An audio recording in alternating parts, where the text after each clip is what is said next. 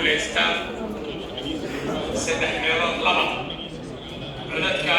golaha sharci dejinta baarlamaanka galmudug ayaa ku guulaysanaya madaxtinimada dowlad goboleedka galmudug afarta sane ee soo socota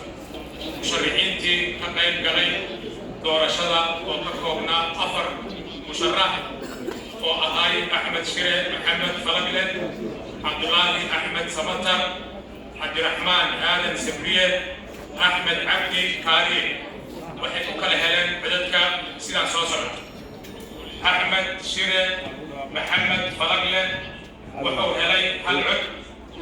cabdulaahi axmed samatar wuxuu helay 9 cod cabdiraxmaan aadan sabriye wuxuu helay hal cod axmed cabdi kaariye qoorqoor wuxuu helay 66 cod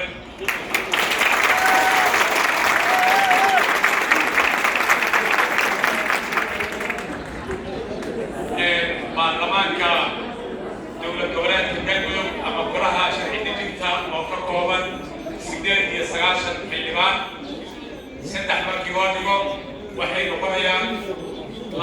saddex meelood laba 59 iyo jajab sida ku cad qodobka 47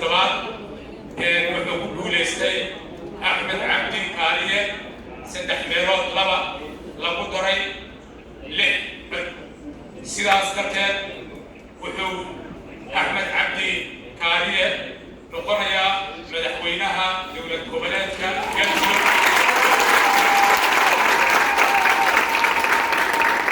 afarta sane ee soo socoto waxaan u gudbaynaa doorashada madaxweyne ku-xigeenka si ay u wada qaataan markii aan dhamaystirno waxaan ku soo dhaweynayaa guddiga inay noo daadiyaan qaybta labaad ee doorashada madaxweyne ku-xigeenka ku soo dhawaada guddiga doorashada